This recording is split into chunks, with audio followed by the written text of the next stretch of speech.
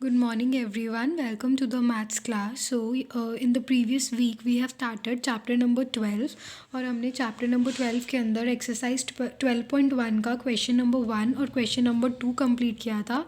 तो आज हम question number 3 से लेके question number 6 तक करेंगे. So these are word problems.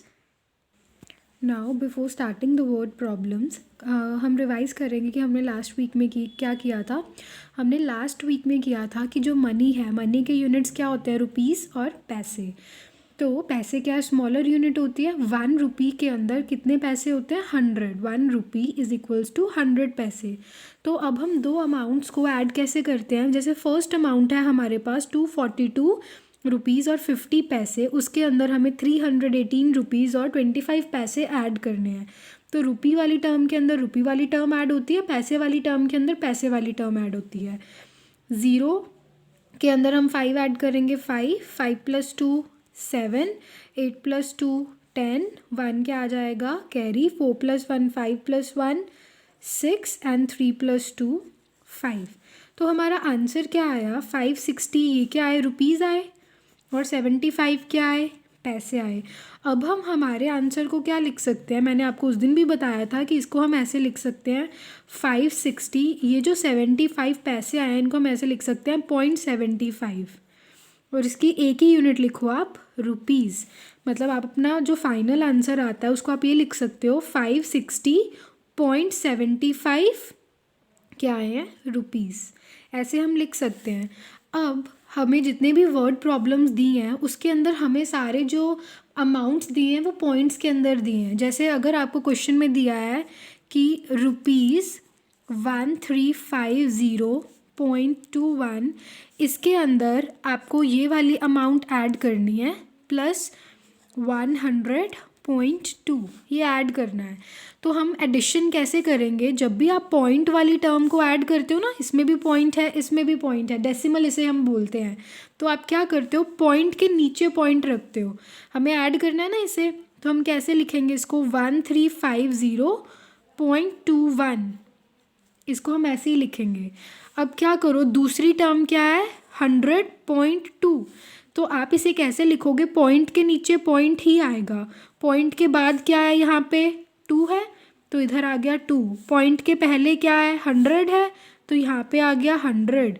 हमेशा जब भी दो पॉइंट वाली टर्म्स को आप ऐड करोगे, पॉइंट के नीचे पॉइंट, बाकी टर्म्स जैसे हैं उसके साइड में वैसे. अब इसको हम करेंगे ऐड. सो 1 के नीचे कुछ भी नहीं है, 1 आ जाएगा ऐसे ही. 2 प्लस 2 4, पॉइंट के नीचे point, 0 plus 0 0, 5 plus 0 5, 3 plus 1 4 and 1. इतने क्या आ गए, रुपीज़. अब इसका मतलब क्या हुआ कि हमारे पास कितने रुपीज़ आ गए, 1450 तो रुपीज़ है. ये जो 0.41 है ना पीछे, इसका मतलब 41 क्या है, पैसे हैं. तो आपको जितने भी वर्ड प्रॉब्लम्स हैं उसमें आपको रुपीज़ पैसे अलग अलग से नहीं दिए, आपको सीधा पॉइंट में इन्होंने ऐसे दिया है कि हमारे पास इतने रुपीज़ हैं. तो इस तरह से आप एडिशन और सब्ट्रैक्शन करोगे पॉइंट के नीचे पॉइंट वाली टर्म को रख के. Now we will start word problems. Question number 3 है, Rohini bought a skirt for ₹558.50 and a pair of shoes for ₹1325.25. How much money did she spend in all. तो रोहिणी ने स्कर्ट इतने रुपीज़ की बाय की है और पेयर ऑफ शूज़ इतने cost में उसने बाय किए हैं. आपको बताना है कि how much money did she spend in all. In all का मतलब उसने दोनों चीज़ें खरीदने में, इन ऑल, ऑल मतलब टोटल मनी कितनी स्पेंड की है.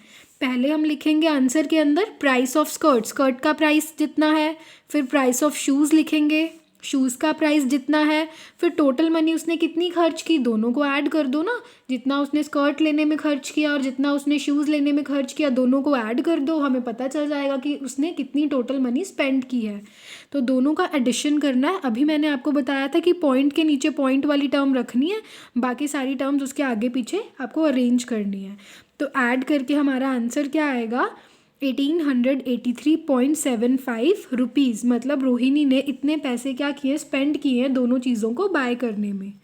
So question number 3 is clear. Now, next question is Farhan bought a book for rupees 258.50 and he gave rupees 500 to the shopkeeper. Farhan ने एक बुक खरीदी है जिसका प्राइस कितना है 258.50 and he gave 500 rupees to the shopkeeper, लेकिन उसने shopkeeper को कितने पैसे दिए 500. How much money did he get back. उसने शॉपकीपर को 500 रुपये दिए हैं लेकिन बुक की कॉस्ट इतनी है, तो उसको शॉपकीपर कितने पैसे वापस करेगा, रिटर्न करेगा, कितनी मनी फरहान को बैक मिलेगी वो आपको बताना है. सबसे पहले आंसर में आप लिखोगे money given to shopkeeper. Shopkeeper को कितने पैसे दिए हैं 500 रुपीज़ दिए हैं ना.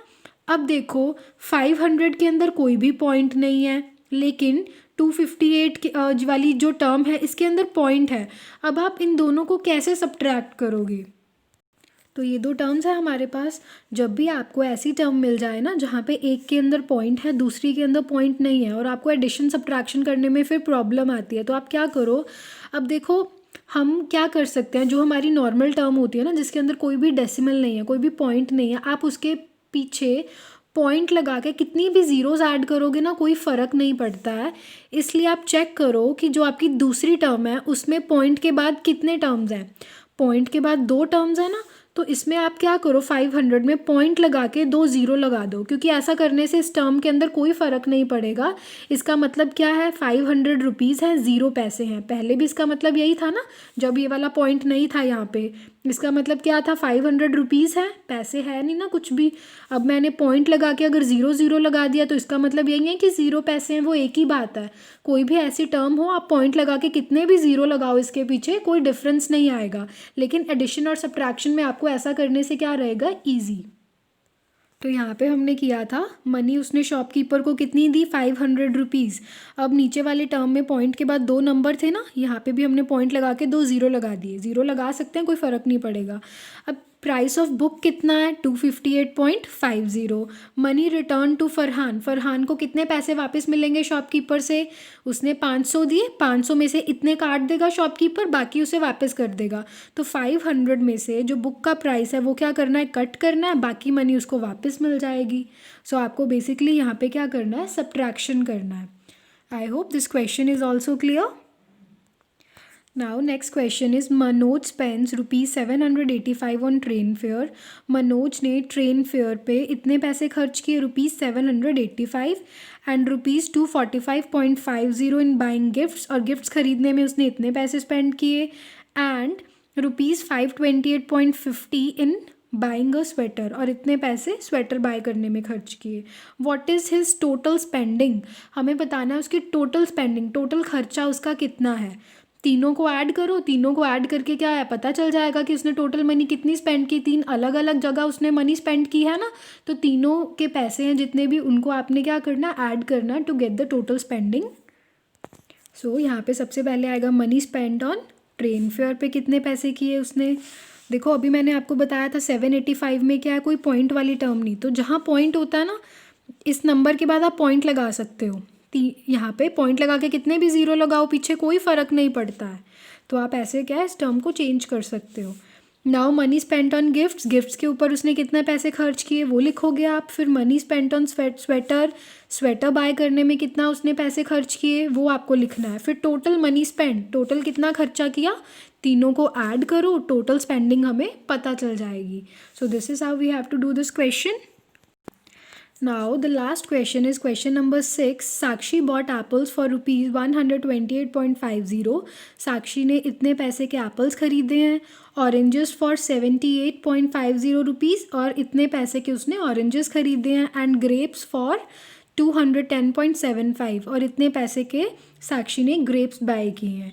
If she had rupees 900 initially. Initially का मतलब होता है स्टार्टिंग में, जब उसने कुछ भी नहीं ख़रीदा था तब उसके पास कितने पैसे थे, तब उसके पास 900 रुपीज़ थे. How much money is left. Left मतलब उसके पास कितनी मनी बच गई है. उसने देखो 3 चीज़ें खरीदी हैं, एप्पल्स, ऑरेंजेस एंड ग्रेप्स. लेकिन ये सब खर्चा करने से पहले उसके पास 900 रुपीज़ थे. अब ये तीनों चीज़ें बाय करने के बाद उसके पास कितने पैसे बचे हैं वो आपको बताने हैं. सबसे पहले हम ये निकालेंगे कि उसने टोटल खर्चा कितना किया है, मतलब कितना उसने स्पेंड किया तीनों चीज़ों को बाय करने में. मनी स्पेंट ऑन एप्पल्स यहाँ पे हमने लिख ली, फिर मनी स्पेंट ऑन ग्रेप्स वो भी आप लिख लो, और money spent on oranges and grapes, ये तीनों चीज़ें हमने लिख ली यहाँ पे। अब टोटल स्पेंडिंग, टोटल उसने कितना खर्चा किया, तीनों को ऐड करो, जितना उसने खर्चा किया तीनों आइटम्स बाय करने में वो हमने निकाल लिया, तो उसकी टोटल स्पेंडिंग कितनी आ गई, 417.75 रुपीज़, मतलब उसने इतने पैसे खर्च किए हैं तीनों चीज़ों को ख़रीदने में। अब हमें पता करना था कि उसके पास कितने पैसे बचे हैं। उसके पास कितने पैसे थे, साक्षी हैड, उसके पास अर्लियर 900 रुपीज़ थे। 900 को हम ऐसे भी लिख सकते हैं ना, क्योंकि आपको जिस टर्म से सब्ट्रैक्ट करना है उसके उसमें क्या है, 2 टर्म्स हैं पॉइंट के बाद, तो इसमें आप पॉइंट के बाद 2 ज़ीरो लगा दो। तो उसके पास 900 रुपीज़ थे। साक्षी स्पेंड, साक्षी ने खर्चा कितना कर दिया 900 में से, 417.75, यहाँ पे हमने फाइंड आउट किया था ना उसने कितना खर्चा किया। तो हमने क्या किया, जितने पैसे साक्षी के पास थे उसमें से हमने उसका खर्चा सब्ट्रैक्ट कर दिया ना, 900 में से इतने पैसे हमने कट कर दिए, तो हमें पता चल गया कि साक्षी के पास कितनी मनी लेफ़्ट है। तो आपको 900 में से जितना टोटल उसने खर्चा किया है वो आप क्या करोगे, subtract to get your final answer. So I hope all these questions are clear. Try to solve these questions on your fair notebook in neat handwriting.